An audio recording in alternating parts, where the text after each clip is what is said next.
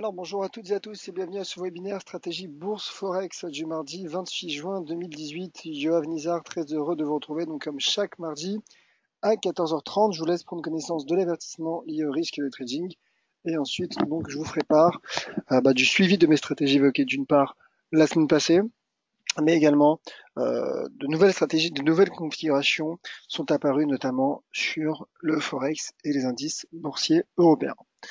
Le trading avec effet de levier amplifie toujours les gains et les pertes. Un compte risque limité présente un risque de perte du capital investi. L'investissement sur compte titre présente un risque de perte en capital. IG fournit exclusivement un service d'exécution d'ordre. Cette présentation est donnée à titre indicatif et ne saurait être considérée comme un conseil ou une recommandation. Voilà donc pour cet avertissement légal sur les risques et apparemment le son et l'image fonctionnent bien. Bonjour également aux personnes qui sont présentes sur le chat. Bonjour à Ramzi, Tommy et Fred. N'hésitez pas justement à réagir et à me poser toutes vos questions sur le chat. Je serai bien sûr heureux de pouvoir vous aider. Alors c'est parti pour ce webinaire. Alors, je vais parler d'un premier temps de ce graphique du DXY qui propose une configuration que je trouve intéressante car comme vous le voyez, il y a eu l'apparition la semaine passée en données hebdomadaires d'une shooting star, d'une étoile filante, avec donc cette bougie weekly, shooting star qui est apparue sous ce sommet à 95,20 et donc qui procure un risque de repli technique sur le dollar américain. Alors jusqu'où peut-il retomber? Alors, ce que je vois, c'est qu'il y a une ancienne résistance à 94, si tu es proche des 94, donc finalement, pour cette première cible, la marge de progression, plutôt de régression, est relativement faible. Il y a également un autre niveau de support, un seuil d'inversion de polarité intéressant qui est situé très proche des 93,45.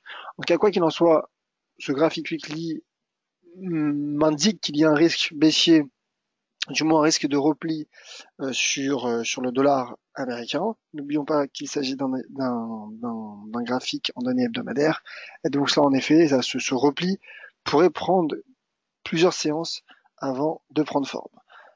Bien évidemment, en cas de franchissement des 95,20 de ce sommet, cas de clôture hebdomadaire au-dessus de ce sommet, ce risque serait écarté et le DXY reprendrait sa marche en avant en direction notamment de cette résistance à 97,40. Voilà, donc ça c'est pour rappeler le contexte du dollar américain. On va parler à présent de l'euro-dollar qui rebondit depuis maintenant quelques séances. Voici mon graphique. Bien qu'il subisse en intraday un repli technique dû à ce rebond du dollar américain, car en effet, je ne l'ai pas montré, mais en données journalières, le DXY rebondit, donc finalement, de manière automatique, cela met sous pression le taux de change euro-dollar, mais techniquement, en tout cas par rapport au seuil que je vous donne depuis maintenant quelques semaines, le cours qui a une nouvelle fois tenu parfaitement quasiment ce support à 1,15 $, de manière presque logique, je dirais, puisque 1,15 $, on s'en rappelle, c'est le seuil qui a couvert le taux de change euro-dollar lorsque la BCE a lancé son quantitative easing en janvier 2015. Et vous voyez, donc sur ce graphique long terme, et je tente de vous le montrer avec mon curseur, on retrouve donc 1,15 $, cette zone entre 1,1450 et 1,1550, finalement, qui était une magnifique résistance et qui désormais est un magnifique niveau de support. Donc c'est presque logique, je dirais, que le taux de change euro-dollar ait rebondi. Il a rebondi suite à un marteau étroit, mais marteau tout de même en données hebdomadaires. Alors oui, selon la théorie pure et dure de l'analyse technique, il ne s'agit pas d'un marteau, car il aurait fallu que la mèche inférieure soit au minimum 2 fois supérieure au corps. Mais en tout cas, dans l'esprit, on retrouve, en tout cas, moi, ce qui m'interpelle quand je regarde ce graphique, c'est en effet ce marteau qui est en train de prendre forme, avec une figure de retournement en construction qui n'est pas validée, mais qui est à surveiller en tout cas sur les prochaines semaines, sous la forme d'un diamant, vous voyez. Donc finalement, un franchissement des 1,15, 1,1790, 1,18, cette zone, je dirais confirmer d'une part la reprise et le potentiel haussier de l'euro-dollar et pourrait valider du moins ce diamant qui est une figure de retournement à la hausse. En tout cas, en données journalières et en données plutôt même intraday, en données 4 heures, en unité de temps 4 heures, le cours qui s'est replié sous cette résistance à 1,1728 après avoir franchi celle qui est située à 1,1646. Et donc le taux de change euro-dollar qui est en train, vous voyez, tout simplement d'effectuer un pullback sur 1,1646. Et donc je me dis qu'en effet un retour sous 1,1728 paraît probable, en tout cas envisageable à court terme. Et en cas de franchissement, prochaine cible à 1,1828 qui est également une résistance initiée depuis la séance du 9 mai dernier. Donc voilà. À ce stade, je crois au potentiel du taux de change euro-dollar. Tout reste à savoir quand relancer cette stratégie. Là, il y a un pullback qui prend forme, donc qui pourrait en effet conduire à très court terme, peut-être en intraday, le taux de change euro-dollar sous 1,1728 $. Le GBP USD à présent. Le GBP USD que voici, qui tentait un rebond technique ensuite à une contradiction haussière entre prix et RSI, mais qui reste couvert d'une part par sa droite de tendance baissière formée depuis la séance du 17 avril dernier, et d'autre part par ce support hebdomadaire à 1,33. Donc il y a un risque technique sous cette zone de résistance qui met du temps avant de se matérialiser, mais en tout cas, lorsque je regarde ce graphique, je me dis qu'un retour sur ce seuil à 1,3170 me paraît envisageable à court terme. D'autant plus que le RSI ne semble pas valider, ne semble pas aussi franchir donc son précédent sommet. Donc je pense en effet qu'il y a un risque baissier. De manière générale, la tendance actuelle, la tendance de moyen terme, procure un risque baissier au GBP/USD. Donc le cours qui pourrait retomber sur ce creux à 1,3165.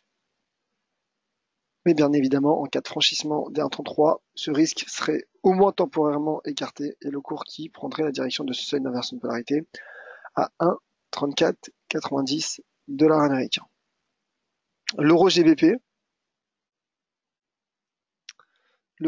à présent, qui propose aussi une configuration intéressante puisque le cours finalement, après avoir rebondi plutôt, sur cette zone de support composée de sa droite de tendance haussière du 17 avril également et de cette zone entre 0,8730 et 0,87 livres sterling. Le cours qui a franchi une première résistance, en tout cas un premier seuil symbolique à 0,88 et qui semble s'apprêter à tester sa prochaine résistance à 0,8842 livres sterling. Donc finalement, sous cette résistance, alors il reste encore de la marge pour que le cours atteigne cette résistance, mais en cas de retour de l'euro GBP sous cette résistance, je pense qu'il y aurait un risque technique de repli en direction d'une part des 0,88, mais d'autre part de cette droite de tendance qui est située donc à proximité des 0,8750. Voilà pour l'euro GBP. Un mot sur l'USD-Yen. L'USD-Yen qui donc lui poursuit son repli et met sous pression sa droite de tendance haussière, et l'USD-Yen qui lui aussi s'apprête à retrouver un support majeur de moyen terme à 109,05, 109 yens. Alors on se souvient de ce support de long terme qui avait soutenu durant la majorité de l'année dernière, majorité de l'année 2017, le cours USD-Yen à 108,55. Donc en effet, on peut définir une zone entre 108,55 et 109,05, mais en tout cas à court terme, le seuil à 109,05 soutient et fait réagir le marché. Donc en intraday, le potentiel me paraît neutre. Je dirais que même en intraday, le potentiel me paraît baissier. Puisqu'un doji a pris forme sous une résistance formée à court terme avec les bougies 4 heures à 109,715. Donc en intraday, vous voyez, un retour sur ce support à 109,435 me paraît probable. Donc ça, c'est pour du très court terme, pour de l'intraday. Et sur du swing trading, pour le coup, ma stratégie à ce stade de l'évolution est neutre car le cours a cassé cette droite de tendance baissière, mais en même temps reste assez distancé de ces zones de résistance et de ces zones de support. Intraday, stratégie baissière pour viser 109 400, 109 40. Voilà, 2J sous résistance. Donc ça, en effet, c'est un graphique intéressant qui pourrait donc affaiblir durant la séance le taux de change USD-Yen. Voilà pour l'USD-Yen. Un mot sur l'euro CHF. Ensuite, je parlerai donc du cours de l'once d'or, puisque l'once d'or est en train de chuter, et également donc du CAC et du DAX. Si vous souhaitez que je revienne sur un actif en particulier, n'hésitez pas à me le faire savoir sur le chat. L'euro CHF qui se stabilise à l'intérieur d'un trading range à court terme, qui reste finalement soutenu par ce seuil à 1,15 francs suisses, 1,1502, et le cours donc qui, après avoir initié un rebond, suite d'ailleurs au lendemain d'ailleurs de l'intervention de la BNS, et après avoir formé un marteau inversé en données journalières sur support. Donc je dirais que l'analyse technique rebondit de manière plutôt logique, d'autant plus que le MACD poursuit dans le sillage de son croisement de la ligne de signal, bien qu'il se stabilise en territoire négatif. Et donc l'euro CHF prend la direction de cette résistance à 1,1672. Je pense qu'il a le potentiel pour aller chercher un 1,1672. Maintenant, en effet, pour gérer son risque avec ce support à 1,15, cela ne permettrait pas d'optimiser le ratio R3. Donc, c'est peut-être un peu tard pour donner cette stratégie, mais je pense en effet que l'euro CHF pourrait se stabiliser entre 1,1672 et 1,1502 et donc à court terme retrouver éventuellement cette résistance à 1,1672. Voilà pour l'euro CHF. L'Eurocad, mais ensuite je passerai au cours de l'once d'or, l'Eurocad qui lui poursuit sa progression, qui a franchi qui franchit résistance après résistance, même si cela prend un peu de temps. Le cours qui avait déjà franchi cette double résistance composée de cette oblique baissière et de ce seuil à 1,5167. Il avait ensuite franchi cette résistance à 1,5357. Puis hier, il a franchi 1,5514 et tente de confirmer un pullback sur 1,5514. Donc je maintiens pour l'heure ma stratégie haussière visant à cibler cette résistance à 1,1507. Donc potentiel haussier de l'Eurocad. Attention toutefois vers ici qui lui aussi est rejeté par la borne 70. Mais en tout cas, d'un point de vue graphique, je pense qu'il y a un potentiel haussier de l'Eurocad, bien qu'il y ait un point haut atteint lors de la séance du 22 janvier à 1,5585. Malgré ce point haut, je pense en effet que le taux de change euro-dollar canadien pourrait poursuivre sa remontée en direction de cette résistance à 1,5707. Voilà pour le Forex. Alors, je regarde en même temps le chat et Ramzi justement me demande un mot sur le CAD CHF. Bon, vu qu'on est sur le dollar canadien, il vient de parler du CHF face à l'euro, on va parler du CAD CHF. Donc dollar canadien face au dollar, face au franc suisse, pardon. Et ensuite, promis, je pars immédiatement sur le cours de l'once d'or et sur les indices boursiers européens.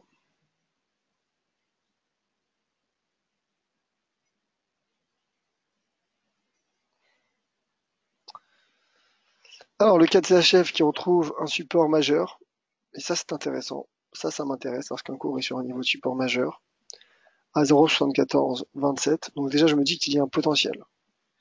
Il y a un potentiel du cours, de rebond du cours, et d'ailleurs un niveau de support que l'on retrouve également en données hebdomadaires. Donc je pense en effet que le cours pourrait réagir sur ce niveau de support. Alors, le cassera-t-il ou non? Ça, bien évidemment, je ne peux pas vous le dire. puisque je ne sais pas, je ne suis pas devin. En revanche, lorsque je regarde ce graphique en étant 4 heures, je me dis que le cours et le RSI commencent à diverger. Je ne sais pas ce que vous en pensez. Je ne sais pas ce que vous en pensez, mais moi j'aurais une petite contradiction entre prix et RSI qui n'est pas encore validée, mais qui est en train de prendre de plus en plus forme. Donc ça soutiendrait finalement le scénario d'un rebond sur support de ce taux de change. Alors quelle cible en cas de rebond? Cible à 0,75, 0,4. Si tu es très proche bon, bah, du seuil symbolique à 0,75 et qui en soi est le premier, vous voyez, c'est finalement, cela correspond finalement au sommet des corps des bougies des 7 et 8 février dernier, des creux donc des bougies du mois d'avril. Donc je me dis qu'en effet, le 4 CHF pourrait rebondir en direction des 0,75 à 0,4 en cas de cassure. Là, en revanche, le cours qui pourrait retomber en direction des 0,113 50. L'once d'or à présent. L'once d'or que voici. L'once d'or qui chute. Alors qu'en effet, en fin de semaine dernière, j'étais plutôt optimiste pour le cours de l'once d'or, puisque le cours avait formé un marteau sur un support de long terme à 1266. Alors que le rebond prenait forme, le cours, finalement, est reparti de belle manière à la baisse et a cassé aujourd'hui, durant la séance, ce support à 1266 $ et retrouve quasiment ce creux, ce petit seuil d'inversion de polarité à 1252 $. Donc, finalement, chute du cours de l'once d'or qui tout simplement s'enfonce, qui s'enfonce et qui pourrait même, s'il poursuit sa baisse, retomber ce, sur ce seuil dans un premier temps, sur ce seuil qui est situé à 1248 $. Donc là, si on y est proche, pas très loin du moins. Et seconde cible, swing trading, le cours de l'once d'or, qui pourrait retomber sur ce point bas de la semaine du 11 décembre dernier, est situé à 1,2366. À 1200, pardon, à 1236 $, pardonnez-moi. Voilà, donc en effet, le cours qui pourrait retomber sur 1248 et 1236 $ s'il poursuit sa baisse, et il est bien parti. Les marchés boursiers qui pourraient eux aussi rebondir car ils sont sur des niveaux de support majeurs. Le CAC 40 retrouve le fameux seuil à 5300 points, niveau de support qui part de la séance du 13 novembre 2017, 13 novembre dernier, qui est un magnifique seuil d'inversion de polarité, support, résistance, support potentiel. Donc sur support, le cours qui pourrait rebondir, effectuer du moins un rebond technique, et pourquoi pas atteindre 5358 points. Maintenant, n'oublions pas que le risque, du moins que la dynamique et la tendance court terme, sont baissiers, et donc en cas de cassure, les 5300 points, ce serait donc un éventuel retour du CAC 40 sur 5220 points. Le DAX, à présent. Alors le DAX.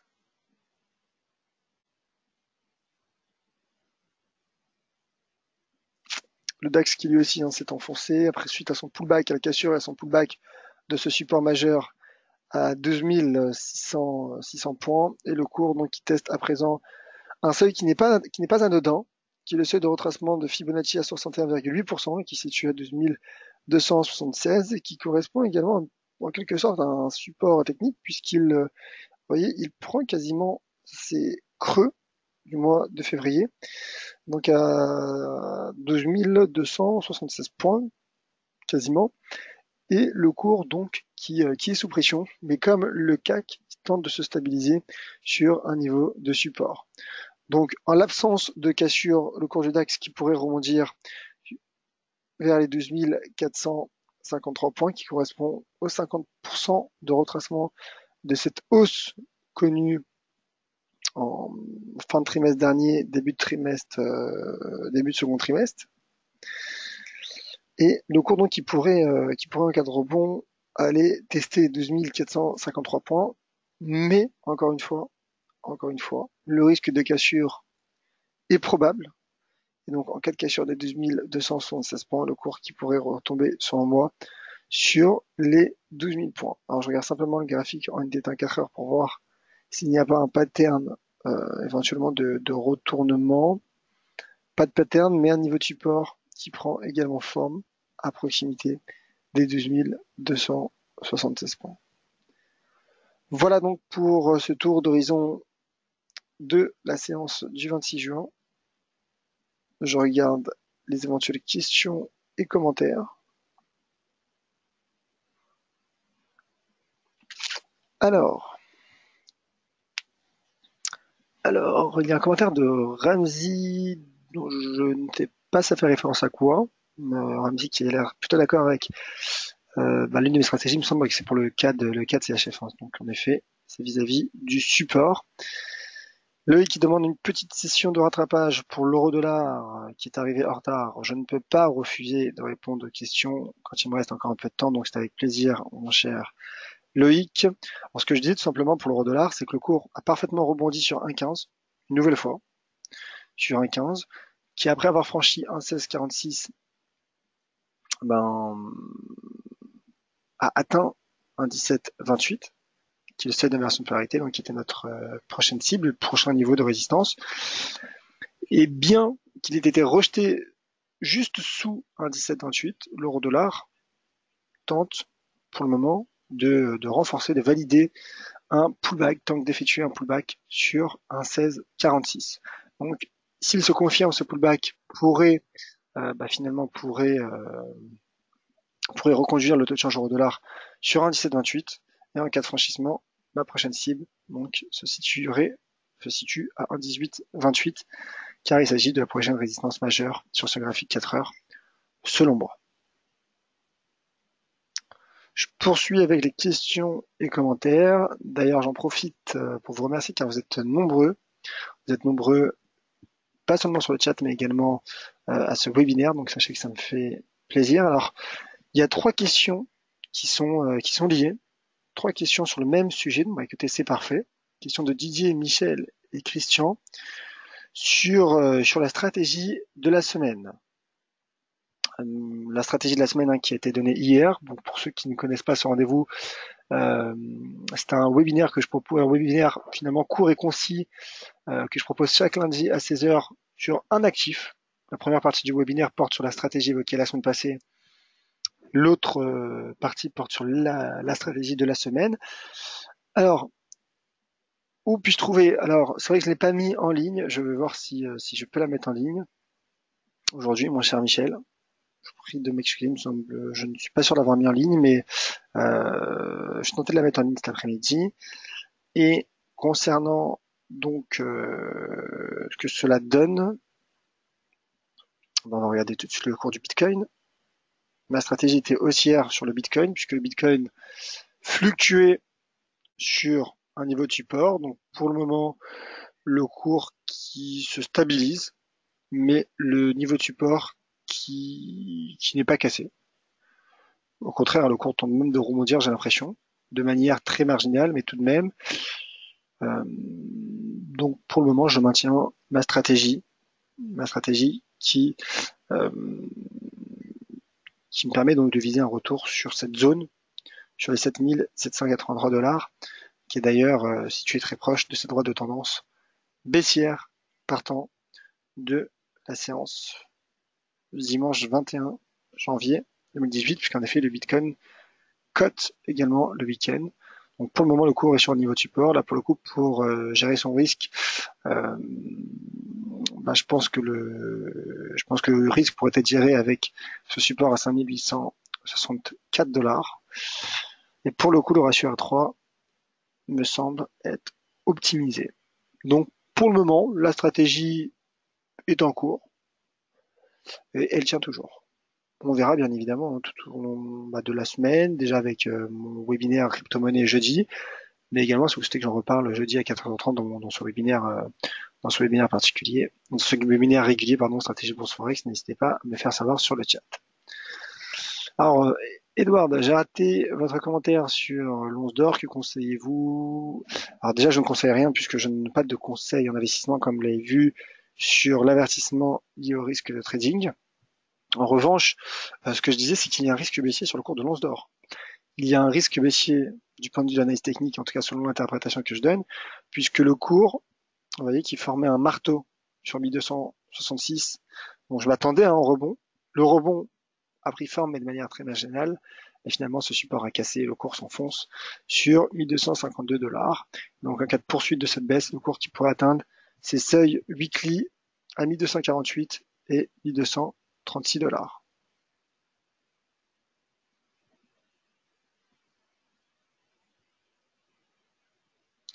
Tommy qui indique en plus sur le chart en 4 heures sur l'euro-dollar, il y a une divergence haussière. Alors on regarde ça. Je l'ai peut-être raté.